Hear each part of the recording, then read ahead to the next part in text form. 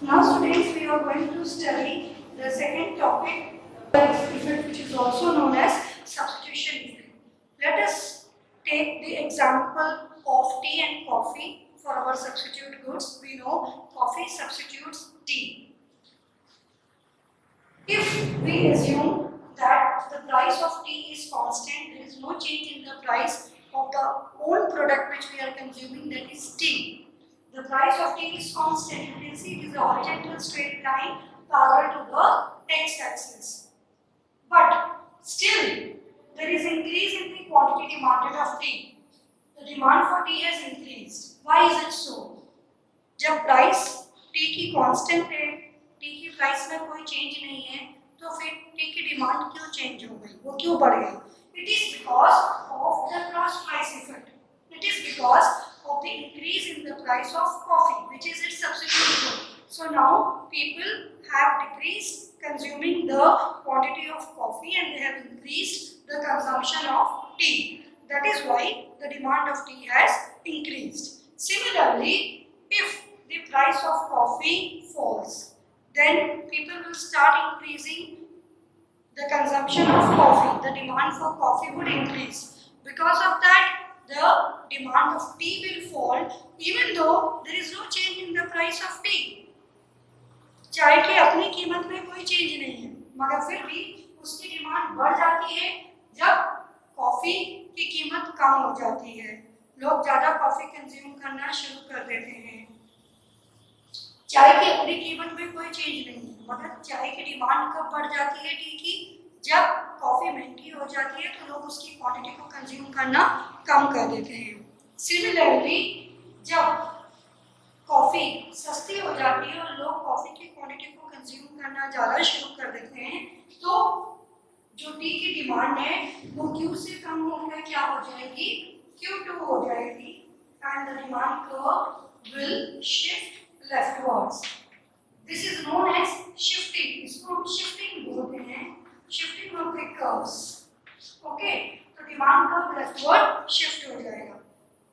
So I hope so it is clear to you that even though there is no change in the original price of the product which we are consuming, but still its demand is increasing.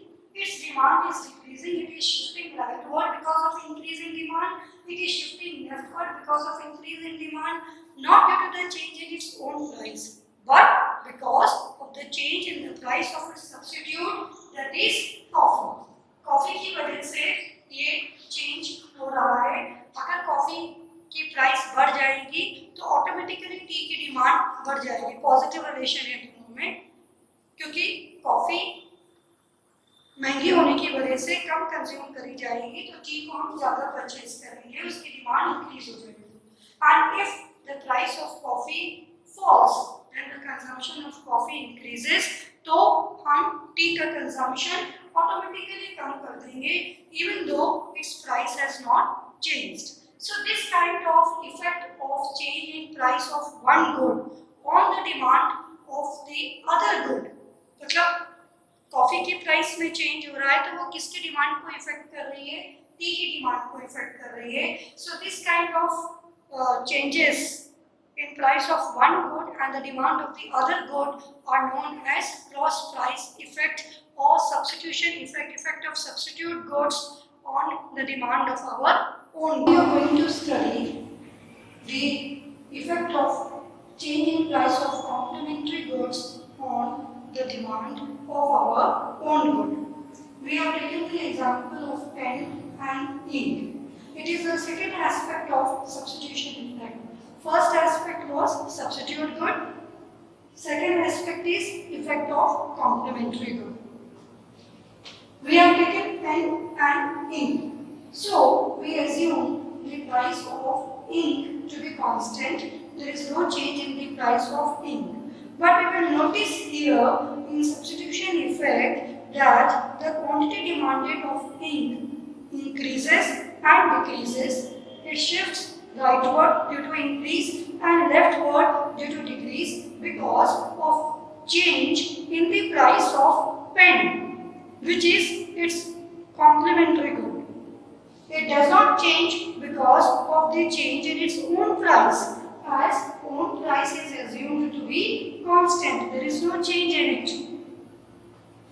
If the price of ink is assumed to be constant and the price of pen, which is its complementary good, decreases, then what will happen?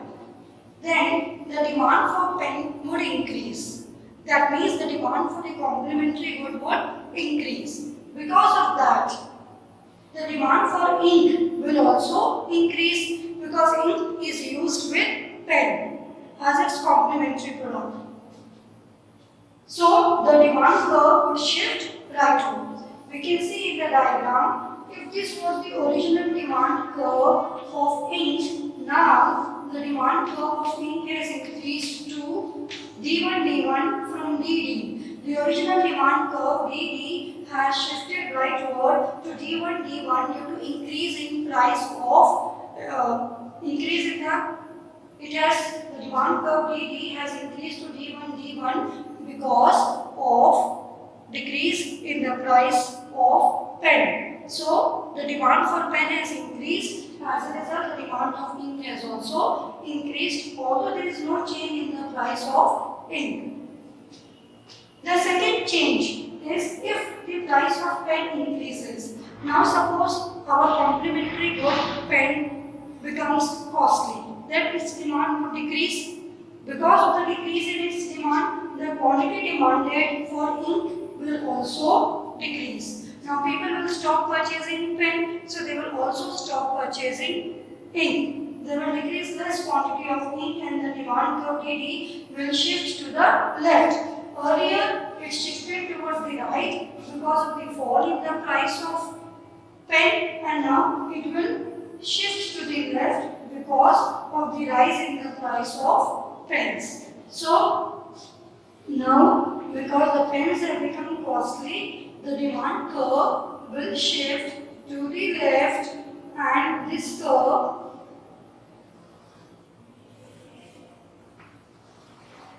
would be drawn like this. It would be D2. It is decrease in the demand for ink. So this is the diagrammatic explanation of the substitution effect in case of complementary goods. That if the price of ink is constant and there is a change in the price of its complementary good, that is pen, if pen becomes costly, then its demand will decrease and the demand for ink will also decrease. But if pens become cheap, their demand will rise, and because of its complementary effect, the demand for ink would also rise, shifting the curve rightward. So this is not because of the change in the price of one commodity. It is because of the change in the price of complementary goods. So it is known as cross price effect or substitution effect. The demand of one commodity, our own good, is being affected because of the change in the price of the other complementary good.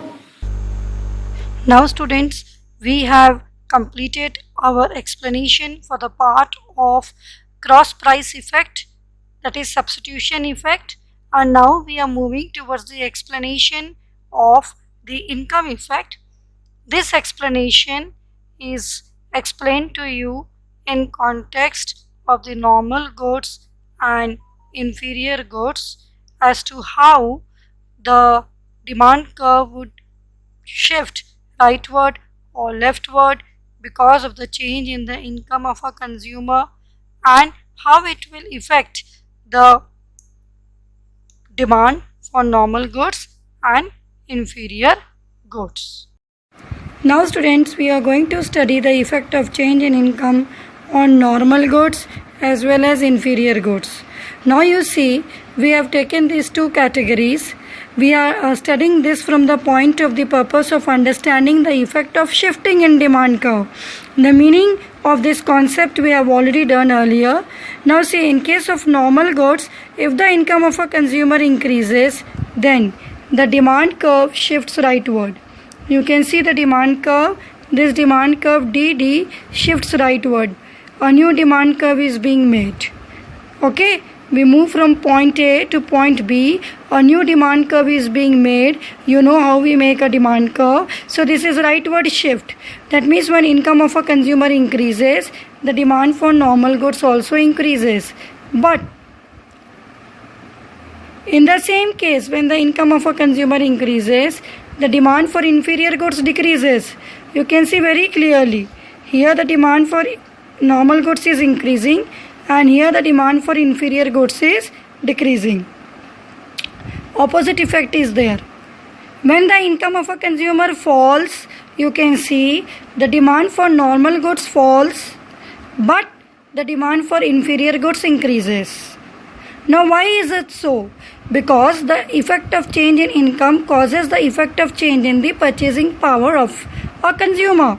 When the income increases, the purchasing power of a consumer increases. So the consumer purchases more quantity of a commodity.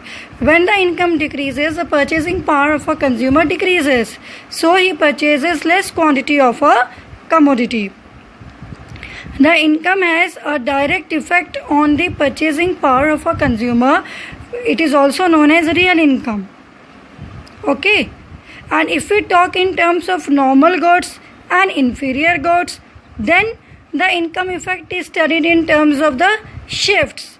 That is, if income increases, then demand for normal goods increases, but the demand for inferior goods decreases, because now he will not consume inferior goods, he will consume superior quality goods. So he will decrease the demand for inferior quality goods.